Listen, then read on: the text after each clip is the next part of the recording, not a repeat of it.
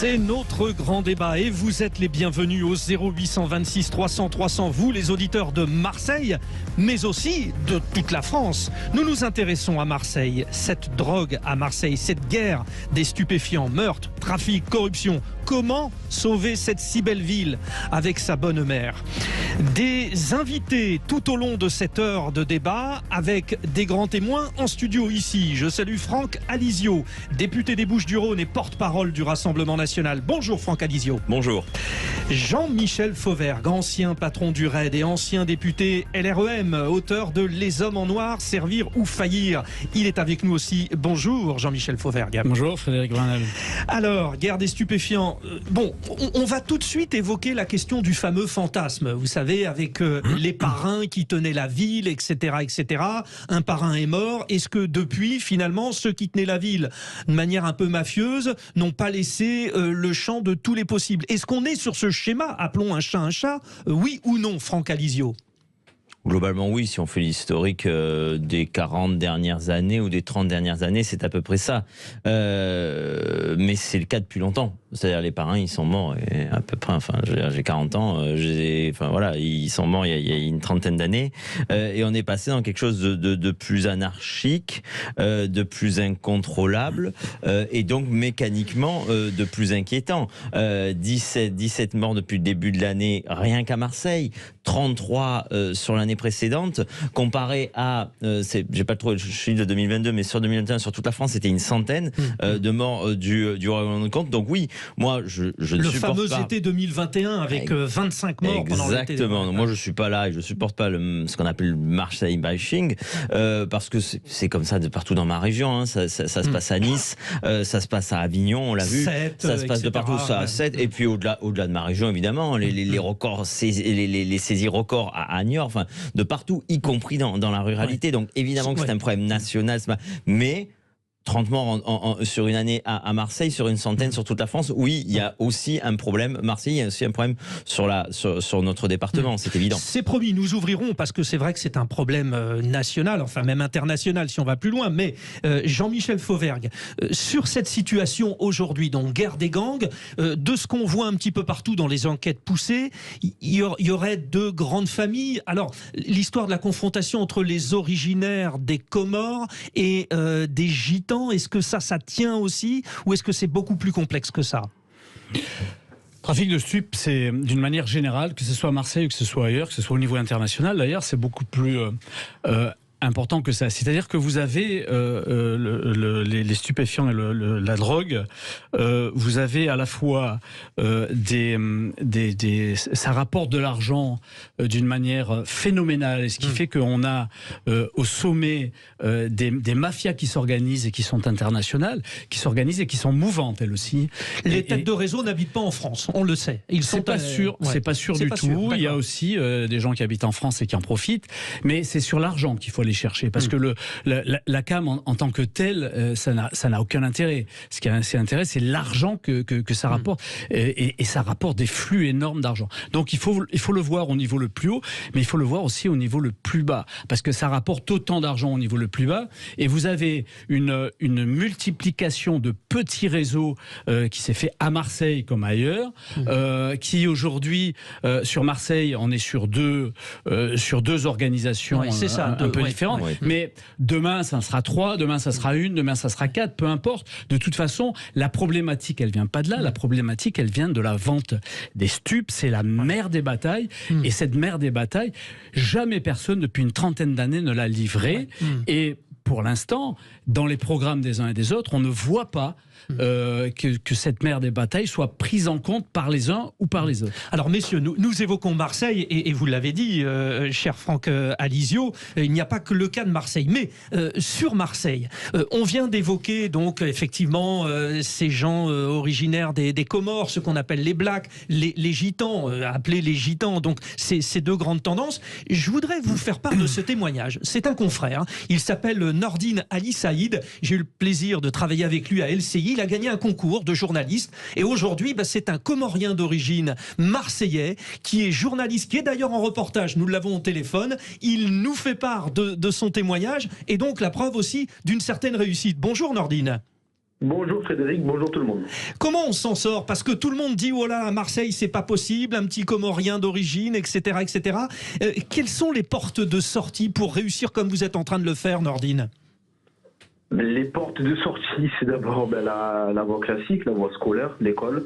Donc avoir un parcours normal, c'est-à-dire essayer d'avoir tout simplement une bonne scolarité pour ensuite trouver des voies. Et après, il y a la voie professionnelle qui s'ouvre après, que ce soit le bac ou le BTS ou de plus longues études, et l'accessibilité à ces longues études, parce que mon parcours peut être dit comme exemplaire, et je mets des guillemets, mais c'est pas un parcours normal. Ouais. C'est au niveau de l'égalité des chances, j'ai toujours rêvé de faire du journalisme, mais c'était parfois peu accessible en fonction du prix des diplômes. Et donc j'ai pris notre voie où j'ai été éducateur sportif, j'ai tantôt travaillé dans les collèges, dans les écoles, dans les associations. Et donc comme vous l'avez dit, j'ai gagné ce concours de la Fondation TF1. Oui, de la Fondation TF1, oui. C'est ça, qui recrute les alternants sans pour autant avoir des diplômes supérieurs. Donc j'ai intégré l'alternance de la Fondation TF1 et ça fait que 2 ans que j'alterne entre l'école des journalismes et LCI. Donc bien sûr que c'est une fierté, bien sûr que j'en suis très content parce que je sais d'où je viens, mais ces parcours-là sont exceptionnels. Oui, ça ne veut pas dire que ça ne veut pas dire que des personnes issues de minorités ou de quartiers populaires ne peuvent pas réussir, parce que j'ai des amis avocats, j'ai des amis médecins, j'ai des amis même qui travaillent dans la logistique. C'est une réussite aussi. Mais c'est vrai que l'accessibilité n'est pas la plus probante selon les lieux où on se trouve, et selon surtout comment on a grandi et comment on a accompagné ou non dans notre vie, tout simplement. Nordine, alors on sent bien qu'il y a déjà au fond de vous cette vocation. Bon, moi je vous connais bien et effectivement il y a des gens qui naissent avec une vocation et un chemin. Mais quand même, le contexte familial est aussi important, j'imagine.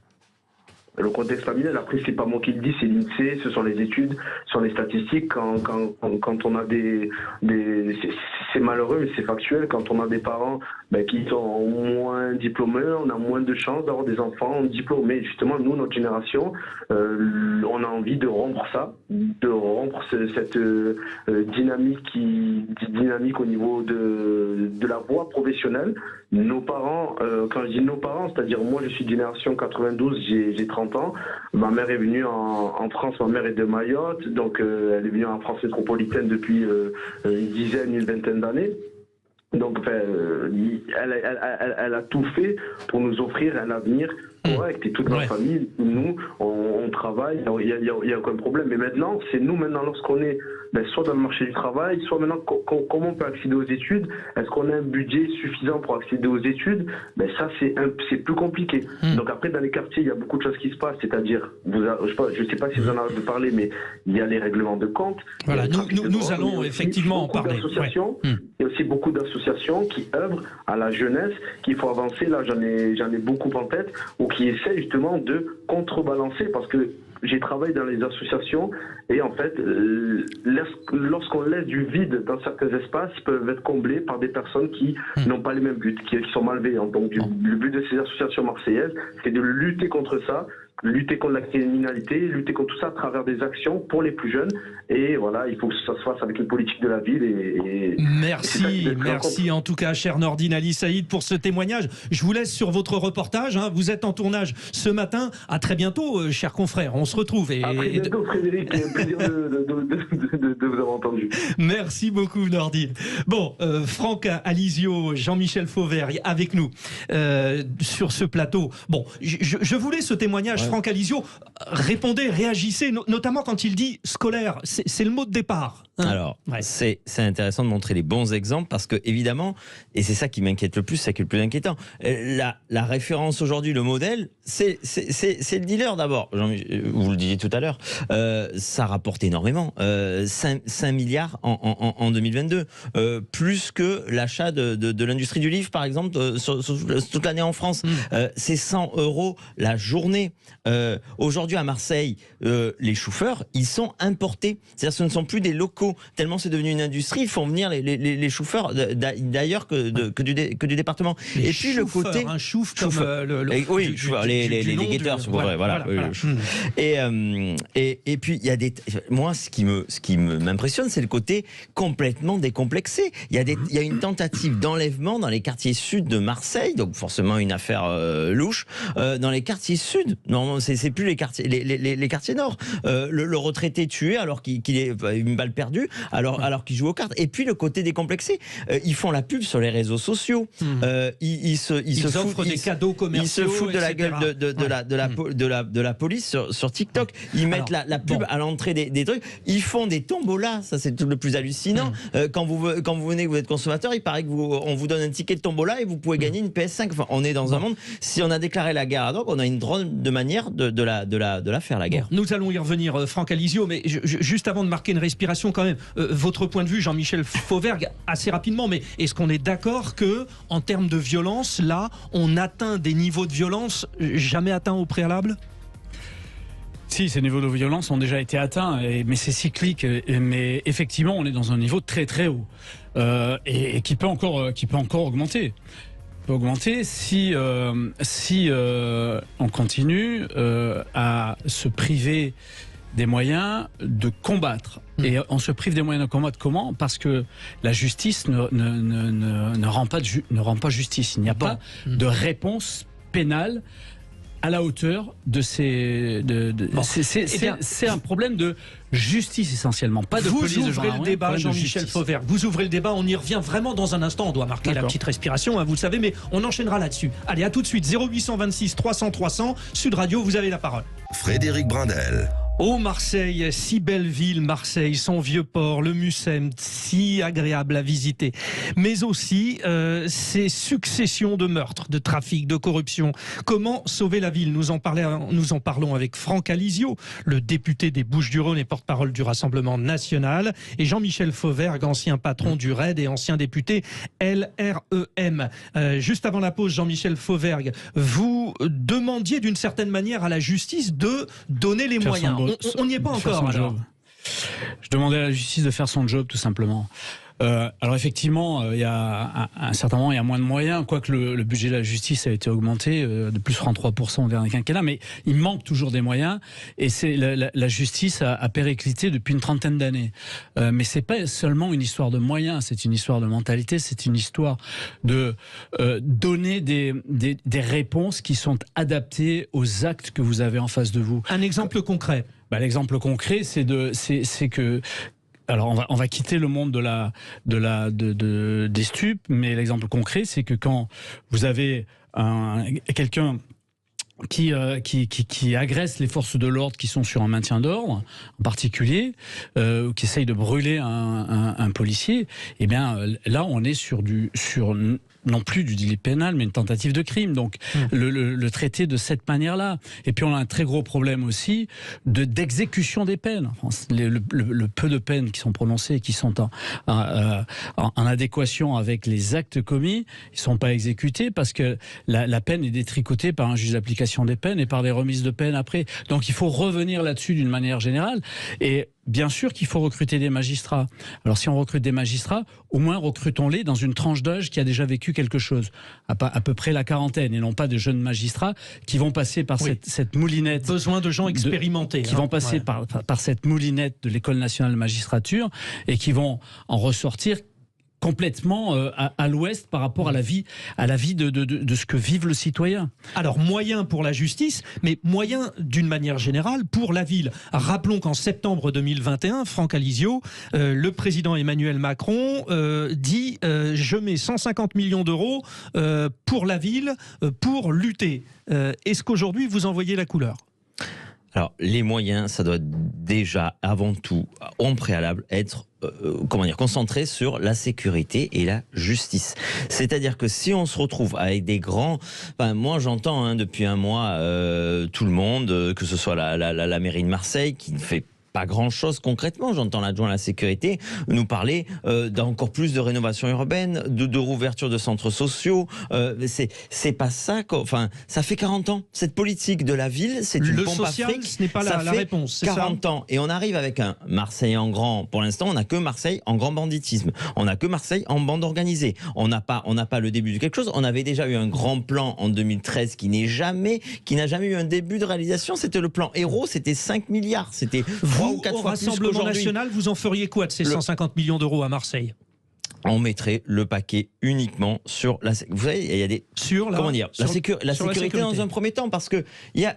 Une guerre, c'est aussi des symboles, c'est aussi des signaux à envoyer à l'ennemi. Aujourd'hui, vous avez 450 policiers municipaux à Marseille pour être dans les clous de la moyenne de ce qu'il faudrait. C'est du principe qu'il en faudrait 1000. Voilà, 1000. Bon, on est à 450. Le maire de Marseille envoie comme signal la réflexion de l'ouverture d'une salle de shoot. C'est ça le signal qu'on envoie dans la guerre contre la drogue. Et à côté de tout ça, le Marseille en grand n'avance pas beaucoup plus. Aujourd'hui, on a besoin de signaux forts, tant nationaux que locaux. On a besoin d'une vraie tolérance zéro. On a besoin de véritables moyens donnés. Lorsque vous donnez 1000 euros d'impôts, vous avez 29 euros qui vont à la justice et à la police. Donc évidemment qu'il n'y a pas les moyens. Et à côté de ça, il y a une justice. Il faut plus. Alors Jean-Michel Fauvergue veut réagir, mais il y a une réaction au 0826 300 300. Fabien, alors un Parisien qui parle sur Marseille. Bon, j'aimerais bien qu'on aille au-delà de ces dissensions, parce que Marseille et Paris, franchement, on a tout aussi pour partager plein de choses. Ben oui. Bonjour Fabien. Bonjour. Oui, vous voulez revenir sur la légalisation de la drogue douce et son encadrement. Oui, merci beaucoup de me donner la parole. Et je pense effectivement que le problème est une espèce de cancer généralisé qui touche, on voit la situation à Marseille, mais qui touche bien d'autres villes, la ruralité, nos campagnes. Ouais. Donc c'est un problème général. Je pense effectivement, je suis très intéressé d'écouter vos deux invités. Comme dit Jean-Michel Fauvergue, c'est une guerre qu'il faut mener, c'est une guerre qui est aujourd'hui très active dans nos villes.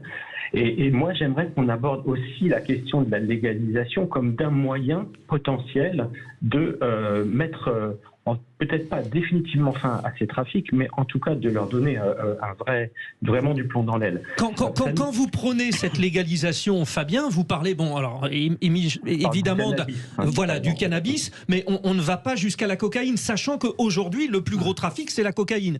Fabien, Oui, je pense en fait que la distribution contrôlée, c'est-à-dire aujourd'hui, on ne va pas pouvoir éteindre la consommation. C'est impossible quand on voit le nombre d'adolescents qui prennent des stupéfiants. Donc, je pense que la dispensation, par exemple, en pharmacie, des stupéfiants, le fait de pouvoir les contrôler, d'encadrer, le fait aussi d'identifier les gens qui sont vraiment dans une situation de santé problématique, c'est un moyen, ça peut à la fois répondre à la question du trafic d'un côté et ne pas mettre nos mains devant nos yeux et ne pas avoir un énorme problème de santé. Et Fabien, vous me confirmez que vous êtes médecin, c'est cela? Bon, vraiment, merci pour ce témoignage. Réaction de nos invités. Jean-Michel Fauvergue, est-ce un moyen de lutte? Vous parliez tout à l'heure de casser le business, de s'attaquer à l'argent. S'il y a une légalisation, vous en pensez quoi? Là, on est dans un autre débat. On est dans un autre débat, mais ouvrons-le. Il faudrait des heures et des heures. Alors, ouvrons-le rapidement, mais on n'aura pas le temps d'aller jusqu'au bout. Moi, je suis d'abord, dans un premier temps, pour lutter farouchement contre les réseaux. La drogue nous pose des problèmes aujourd'hui par l'afflux massif d'argent et le blanchiment d'argent qui vient corrompre nos économies propres, il faut le savoir. Il y a des prises de participation dans nos économies propres par des gens de cartel.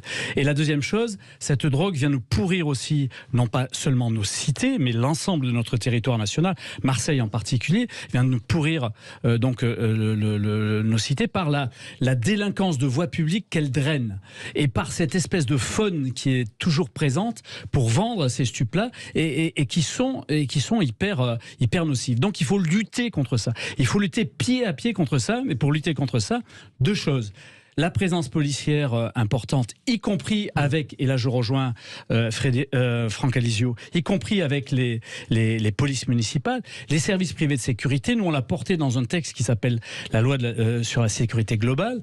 Avec tous les moyens qu'on a, il faut de la présence policière. Et ensuite, deuxième chose, c'est la réponse pénale, on en a parlé. Maintenant, sur la légalisation ou sur la dépénalisation... Ça casserait le business, pardonnez-moi l'expression. La légalisation, la dépénalisation, vous dites des stupéfiants et du cannabis. C'est vrai qu'aujourd'hui, on voit une montée en puissance de la cocaïne qui est importante. Alors, si on légalise l'un et on ne légalise pas l'autre, on va avoir des problèmes.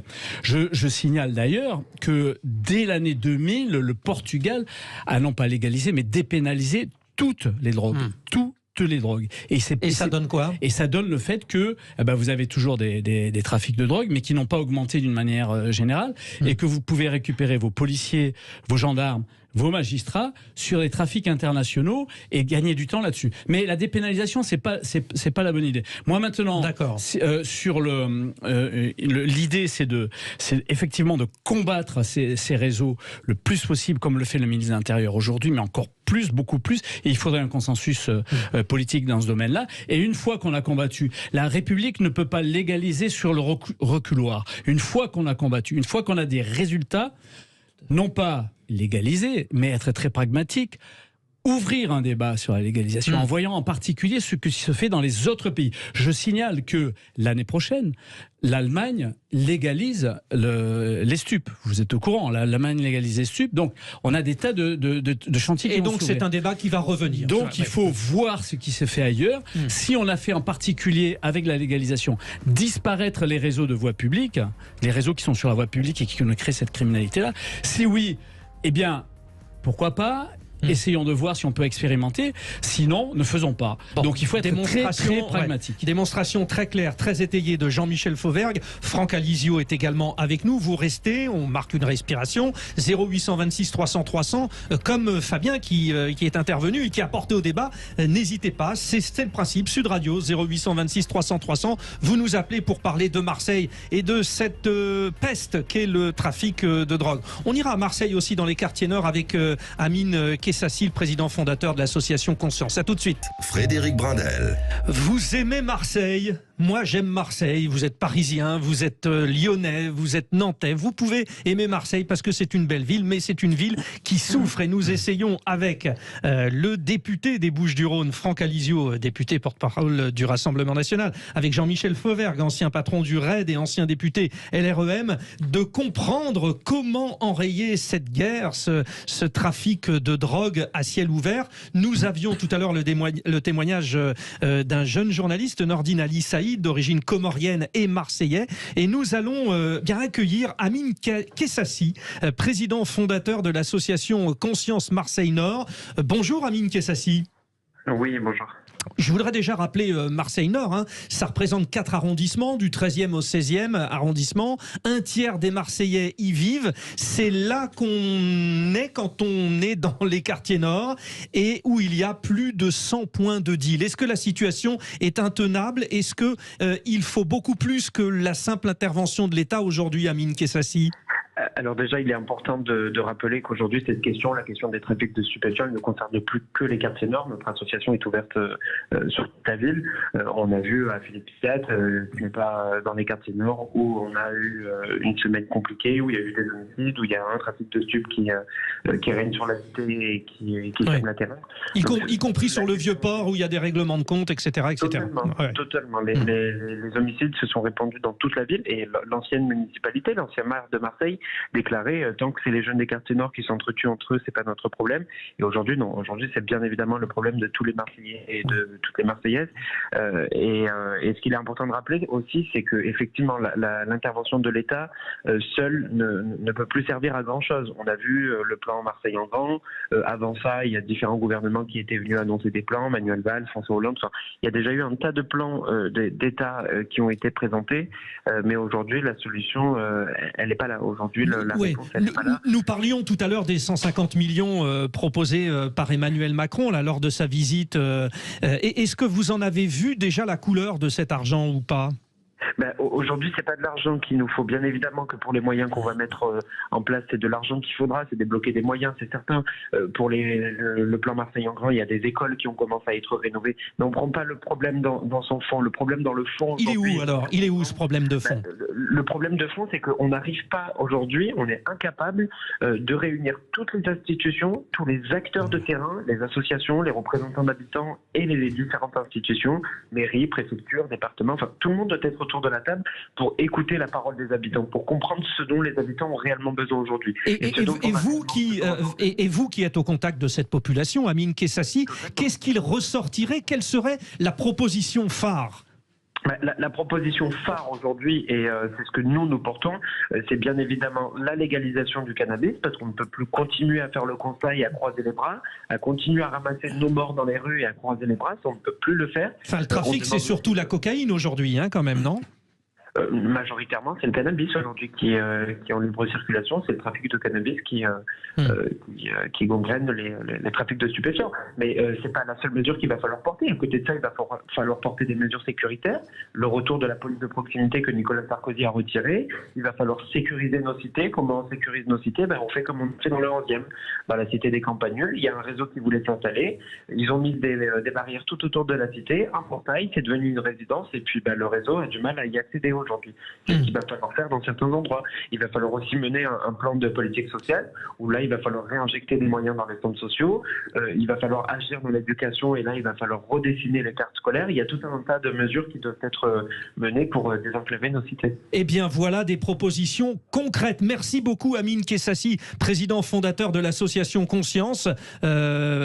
Quartier Marseille-Nord, mais on l'a bien dit, aujourd'hui la problématique de Marseille, ce n'est plus Marseille-Nord, et ce que vous avez rappelé a fait froid dans le dos, effectivement, tant qu'il s'entretue entre quartier Marseille-Nord. Bon, voilà, tout cela, on sent bien la problématique. Réaction de ce que vient de dire Amine Kessassi, Franck Alizio. Alors, vous êtes le député Bouches-du-Rhône, porte-parole du Rassemblement National. Réaction à ce qui vient d'être dit. Mais moi, je reste convaincu, parce que c'est terrain, parce que c'est la remontée concrète, que le vrai besoin des habitants aujourd'hui qui sont prises avec ces drames, avec cette situation, c'est la sécurité, la justice et de l'ordre. Voilà. À partir de là, on reprend tout ce qui a contribué à arriver à la situation actuelle et on essaie d'être concret. Ouais. Alors, en essayant d'être concret, pardon Franck, mais Franck Alizio, je veux aller au bout. Plus de sécurité, ça veut dire plus de force de l'ordre, on est d'accord? Vous savez, on parlait de policiers de proximité, oui, la différence c'est qu'il y a 20 ans, la police municipale, ça n'existait quasiment pas. Aujourd'hui, la première police de proximité, c'est la police municipale. Mettons déjà les moyens, mettons le paquet sur la police municipale. Cet élément de police de proximité, ça suffira évidemment pas, mais ce sera un bon début. Plutôt que d'aller investir dans des salles de shoot, allons investir dans des policiers municipaux. Franck Alizio, vous êtes élu en admettant que ces policiers aient les moyens. En face d'eux, ils ont des gens armés. Oui. Qu'est-ce qu'il faut faire? Parce qu'il y a bien un moment où ils vont se faire tirer dessus, ils devront réagir. Parce que Qu'est-ce que vous prenez? Ne pas le dire serait mentir. Déjà, aujourd'hui, dans les trafics de drogue, dans les trafiquants, dans les dealers, l'immigration est surreprésentée. Donc déjà, si depuis 20 ans, on n'avait pas fait entrer chaque année entre 200 000 et 500 000 immigrés légaux, et je ne parle même pas des illégaux, on ne serait pas dans une situation parce que... Une population fragilisée qui est utilisée, c'est ça? Fragilisée, oui, qui vient parfois en France et dans le premier job, et qui viennent pour dealer, qui viennent pour faire du trafic. Enfin, je veux dire, c'est pas que des victimes, c'est aussi des coupables. Mais ça ne concerne pas tous les immigrés, on a eu des exemples aussi. Évidemment que non, évidemment que non. Non, mais c'est important de le dire. Franck Alizio, c'est important parce que sinon on va sur le racisme. Le trafiquant qui est français, il va en prison. Le trafiquant qui est étranger, il va en prison. Puis après, il est expulsé tout simplement. Après, concrètement, vous avez dans certains quartiers, il faudrait proclamer une forme d'état d'urgence local. Les perquisitions administratives aujourd'hui, elles ne sont pas possibles. Le flagrant délit sur les chauffeurs, les guetteurs, il n'y a pas de flagrant délit. Il doit y avoir un flagrant délit, un délit flagrant délit sur les chauffeurs. La justice, je veux dire, il y a des pays où carrément encore dans le monde, c'est la peine de mort pour les trafiquants de drogue. Nous, on n'a plus la peine de mort, mais la perpétuité réelle. Il faut rééchelonner toutes les peines. Il faut faire appel à l'armée. Honnêtement, je pense qu'une police bien armée, bien déterminée, avec véritablement des moyens, ce serait tout aussi efficace. L'armée, c'est pour faire de la com. Alors, c'est là que je me retourne vers le grand spécialiste, Jean-Michel Fauvergue. Bon, moi, j'ai vu comme tout le monde des reportages. Il y a 3 policiers qui sortent d'une voiture, qui arrivent, qui interpellent deux garçons, et ils ont tout de suite une vingtaine de gars autour. Ils sont en grand danger, les policiers, là, dans la méthode d'intervention aujourd'hui, que ça soit la BAC ou je ne sais qui. Sur une intervention de ce type-là, et on l'a tous vu, et effectivement, d'abord, ils sont très courageux. Et oui, c'est impressionnant. Il faut toujours saluer le courage de la police et de nos forces de l'ordre, et des gendarmes, et même des policiers municipaux aujourd'hui. Et effectivement, ils sont en grand danger dans des interpellations de ce type-là, mais toutes les interpellations ne se font pas comme ça. Elles se font après les enquêtes et les interpellations. En général, force reste à la loi dans le domaine de l'enquête et de l'interpellation. D'accord. Une fois que l'enquête a été menée, Jean-Michel Fauvergue, il faut qu'ils y aillent, à combien? À 10, 15, 20? Non, mais attendez, c'est dangereux pour eux. Une fois qu'ils ont fait l'enquête, eh bien, il faut que suivent derrière des condamnations qui soient exécutées, et si effectivement on a affaire à des trafiquants étrangers, que ces trafiquants étrangers-là soient expulsés, à condition que les pays de source veuillent bien le reprendre. Et là, il faut travailler là-dessus aussi. Tout ça, c'est quelque chose de raisonnable.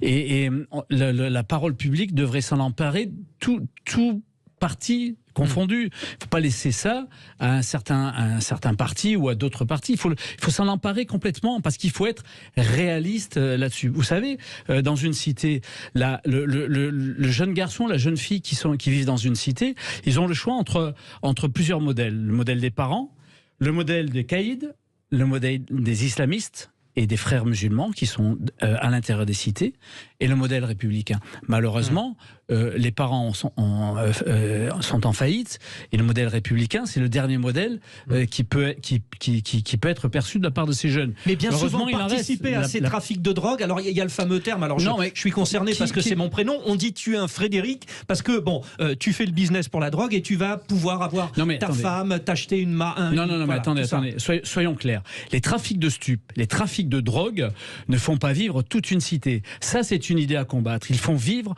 un certain nombre de personnes qui sont autour des trafiquants de stupes et qui, quelquefois, sont obligés aussi aujourd'hui de collaborer, parce que s'ils ne collaborent pas, eh bien, on va viser leurs parents, ou on va les viser eux. Oui. Donc, et la deuxième chose importante à dire, et ça, il faut le dire aussi fort que l'on puisse le dire, c'est que s'il y a trafic de stupes, c'est parce qu'il y a des consommateurs, et que tous les Français, ou personnes vivant sur le territoire national qui consomment des stupes est complice de cette situation. Vous avez tout à fait raison d'en parler maintenant, Jean-Michel Fauvergue, parce que c'était la partie sur laquelle je voulais revenir. Alors on respire, vous les auditeurs de Sud Radio, vous appelez au 0826 300 300, mais nous allons élargir. On a parlé de Marseille, mais on élargit à ce problème de la drogue, et notamment ses consommateurs. Vous en connaissez peut-être certains, oui, mais ils finalement contribuent à tout ce sale business. A tout de suite, donnez-nous votre avis, 0826 300 300. Frédéric Brindel. Notre si belle ville de Marseille en danger, nous en avons largement parlé avec les acteurs de la vie marseillaise, avec aussi le député des Bouches-du-Rhône et porte-parole du Rassemblement national, Franck Alizio, avec Jean-Michel Fauvergue, ancien patron du RAID et ancien député LREM, grand spécialiste de la question sécuritaire. Messieurs, nous avons des réactions au 0826 300 300 Sud Radio, mais déjà, je voudrais revenir sur ce que disait Jean-Michel Fauvergue sur les consommateurs de drogue. Il est temps d'agir. Je n'ai pas l'impression que tout est fait pour empêcher le consommateur d'aller alimenter ces réseaux. Franck Alizio. Et moi, j'ai un exemple concret, parce que il faut dire aussi ce qui marche. En tout cas, là où on met les moyens, parce que on sait bien que cette guerre, on ne va pas la gagner en 3 mois. En revanche, ce qui est coupable, c'est de ne pas mettre tous les moyens. Il y a un exemple, alors il se trouve que c'est une mairie dirigée par un maire du Rassemblement national, mais c'est comme ça. Perpignan, on sait très bien que voilà, s'il y a une ville qui est victime du trafic de drogue, c'est Perpignan. Perpignan, la mairie a mis tous les moyens possibles, imaginables, et justement, pour pourrir la vie, pour perturber le trafic, pour pourrir la vie des consommateurs et des dealers. Et donc, ils ont créé, d'abord, ils ont mis au maximum la police municipale. À l'intérieur de la police municipale, il y a ce qu'ils appellent le groupe opérationnel de soutien tactique, qui est une équipe d'une dizaine de policiers municipaux suréquipés, qui ne font que ça. Et par exemple, c'est la verbalisation à tout va. Voilà. Le consommateur vient, il y a un stationnement gênant, il est verbalisé. Il y a le jet d'une canette, le chauffeur, le guetteur jette une canette, hop, et tous les services, les services propreté judiciaire pour suivre. Et il marche évidemment avec la justice, il marche avec la police, ça marche aussi en collaboration avec la police nationale. Tout est mis, et c'est, alors on va avoir l'impression que c'est vider la mer avec une cuillère, mais au moins tous les moyens sont mis en œuvre, et il y a eu des résultats. Alors évidemment, le trafic va se déplacer, etc. On le sait, de 500 mètres, mais au moins il a mis tous les moyens et il y a eu des résultats. Aussi, il a muré les points de deal. Il a toute une série. Non.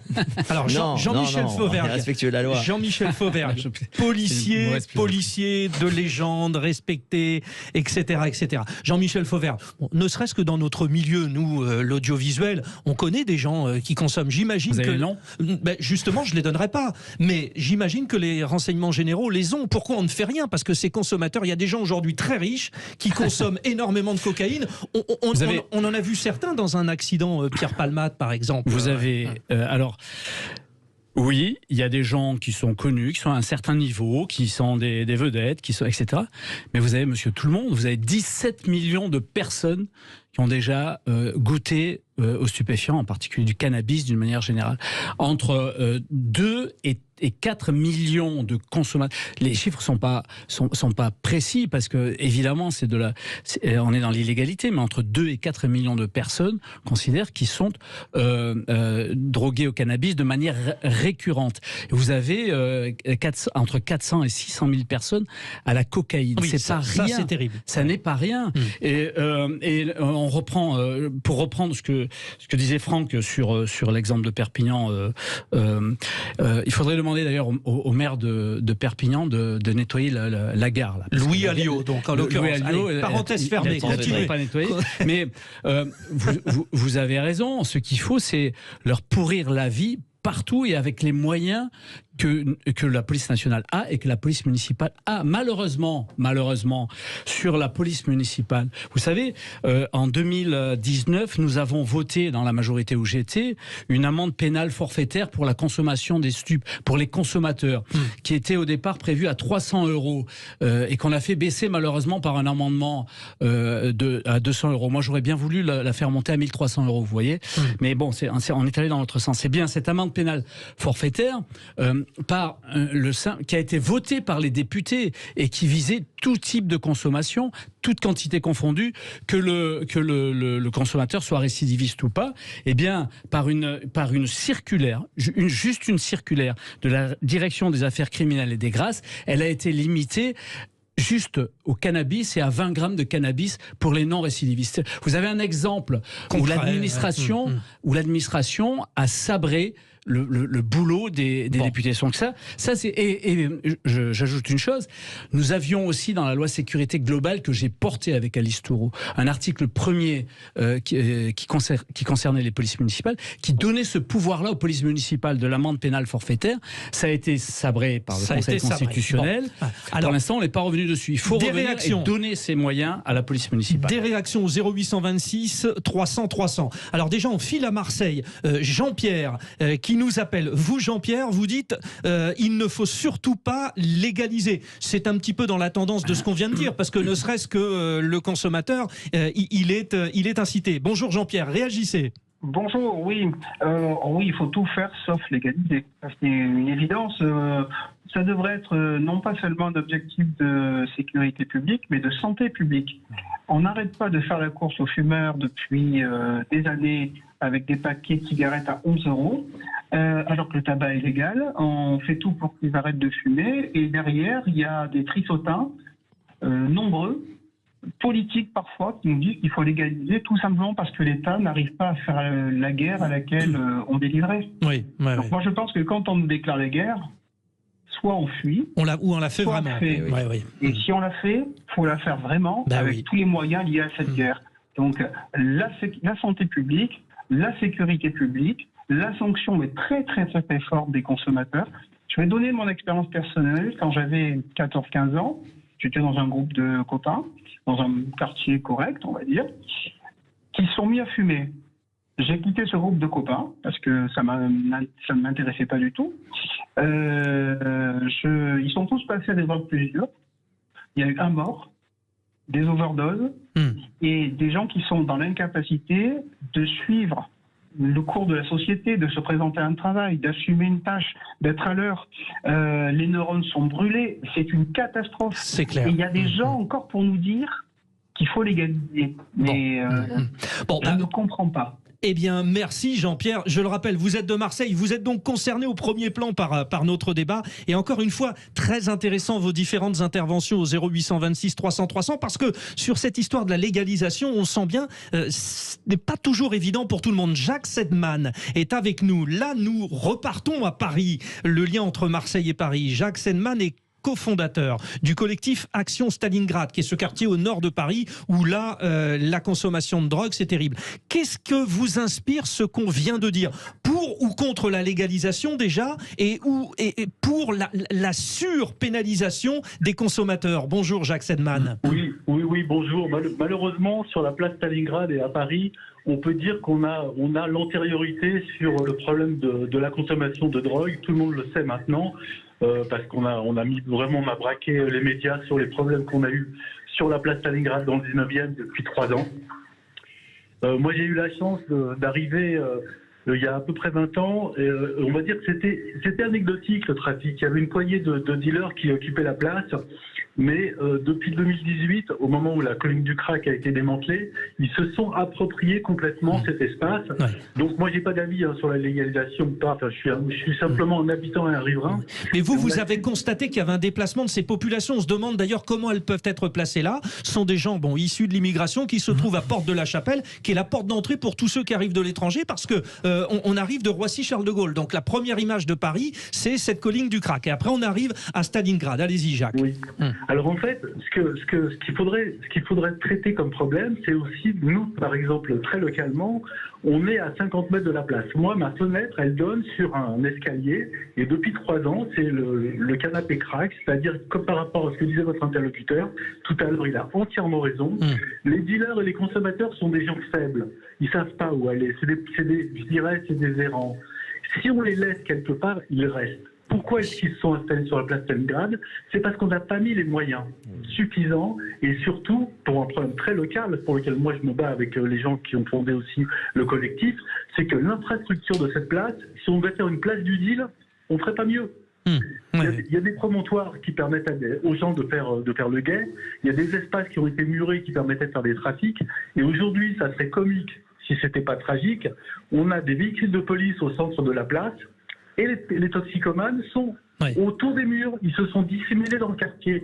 Donc tant qu'on ne prend pas aussi des mesures, je dirais, d'urbanisme, mais que personne ne veut prendre, parce que le maire, je crois qu'il n'a pas de vision, il n'a pas d'ambition, et il n'a pas de véritable volonté.